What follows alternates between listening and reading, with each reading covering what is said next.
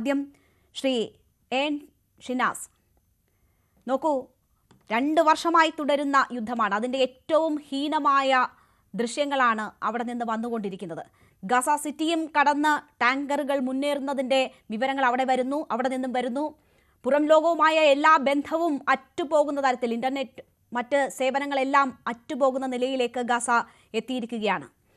പലായനം ഇപ്പോഴും തുടർന്നുകൊണ്ടിരിക്കുന്നു. ആ സമയങ്ങളിലും ജീവനറ്റ് വീഴുന്ന മനുഷ്യരുണ്ട് അവിടെ. ആകെയുള്ള പ്രതീക്ഷയായിരുന്നു വെടിനിർത്തൽ കരാറിലേക്ക് കാര്യങ്ങൾ എത്തുമോ എന്ന് എല്ലാവരും ഉറ്റുനോക്കിയതാണ്. അത് അമേരിക്ക വീറ്റോ ചെയ്തതോടെ ആ സാധ്യത അടഞ്ഞിരിക്കുകയാണ്. അപ്പോൾ ഇസ്രയേലിന് പിന്നിൽ അമേരിക്കയാണ്, അതിൻ്റെ പിന്തുണ അമേരിക്ക നൽകുന്നുണ്ട് എന്ന് അറിയാമെങ്കിൽ പോലും ഈ കൂട്ടക്കുരുതിയിൽ അമേരിക്കയുടെ പൂർണ്ണ പിന്തുണയുണ്ട് എന്ന് ലോകത്തിന് വ്യക്തമാക്കുന്ന കാര്യങ്ങളാണോ ഇന്നലെ UN നടന്നത്?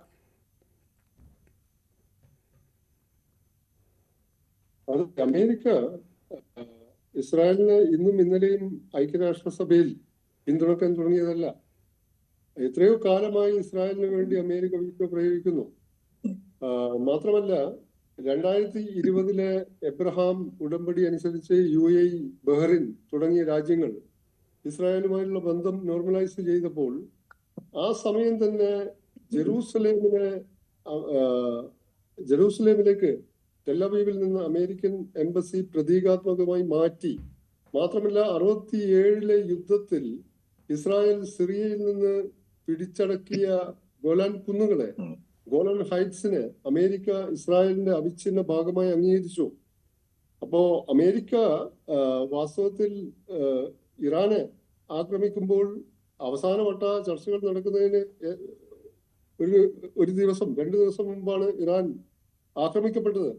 ഒരു പ്രകോപനവും ഇല്ലാതെ അമേരിക്കയുടെ പച്ചക്കൊടി കിട്ടിയതിനു ശേഷമുള്ള ആക്രമണമായിരുന്നു. അതിൽ പിന്നെ 4 ദിവസം കഴിഞ്ഞപ്പോൾ അമേരിക്കയും പങ്കെടുത്തു. അപ്പൊ വാസ്തവത്തിൽ അമേരിക്ക ഇപ്പോൾ ദോഹയിൽ ഇസ്രായേൽ ആക്രമണം നടത്തി.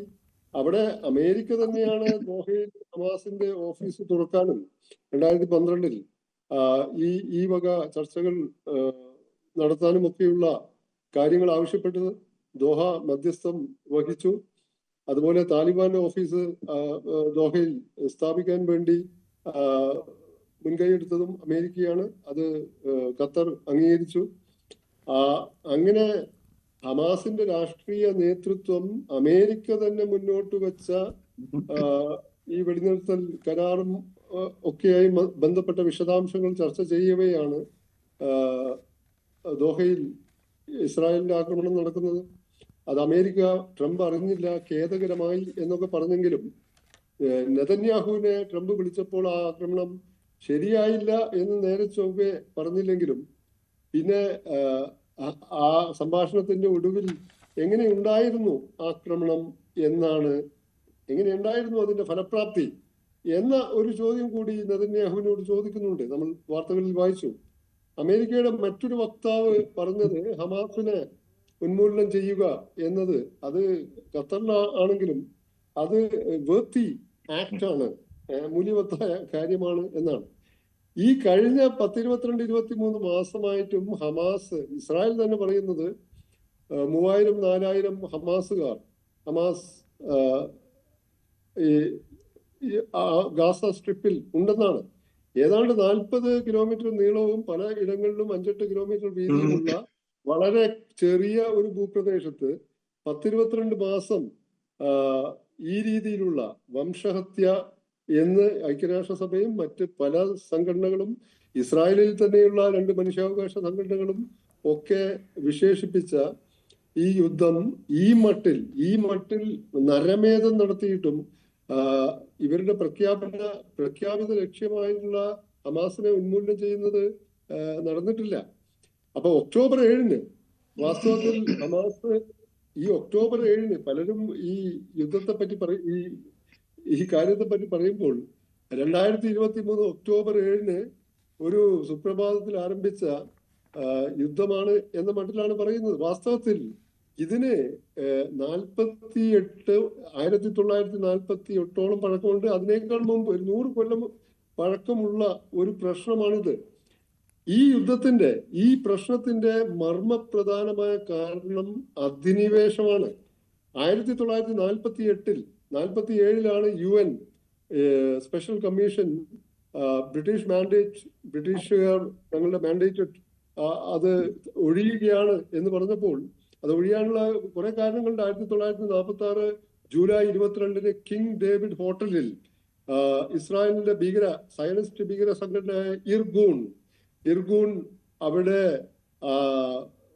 അറബ് തൊഴിലാളികളുടെയും വെയിറ്റർമാരുടെയും വേഷത്തിൽ വന്ന് ആ കിങ് ഡേവിഡ് ഹോട്ടലിന്റെ ബേസ്മെന്റിൽ ബ്രിട്ടീഷ് മാൻഡേറ്റിന്റെ ഓഫീസും ട്രാൻസ്ജോർഡാന്റെ കാര്യാലയങ്ങളും ഒക്കെ പ്രവർത്തിച്ചിരുന്ന അവിടെ വൻ സ്ഫോടനം നടത്തി 21 പേർ കൊല്ലപ്പെടുകയും ചെയ്തു. അതിൽ 10-40 പേർ അറബികളായിരുന്നു, 10-20 ചില്ലറ പേർ ബ്രിട്ടീഷ് പൗരന്മാരായിരുന്നു. അങ്ങനെ 91 പേർ. അപ്പൊ ഈ ഇസ്രായേൽ എന്ന രാഷ്ട്രത്തിന്റെ പിറവിക്ക് മുമ്പേ തന്നെ ഈ സയനിസ്റ്റ് ഭീകരത അവിടെ ഉണ്ടായിരുന്നു. ഇപ്പോൾ അമേരിക്കയുടെ ട്രൂമാൻ കഴിഞ്ഞാൽ ഒരുപക്ഷെ ഏറ്റവും അധികം ഇസ്രായേലിനെ പിന്തുണച്ചു പോരുന്ന, എന്ത് പ്രശ്നങ്ങൾ ഉണ്ടെങ്കിലും ഇസ്രായേലിനെ പിന്തുണച്ചു പോരുന്ന അമേരിക്കൻ പ്രസിഡന്റാണ്. മറ്റു പ്രസിഡന്റുമാർ പിന്തുണച്ചിട്ടില്ലെന്നല്ല, മാത്രമല്ല ഇതിന്റെ പലരും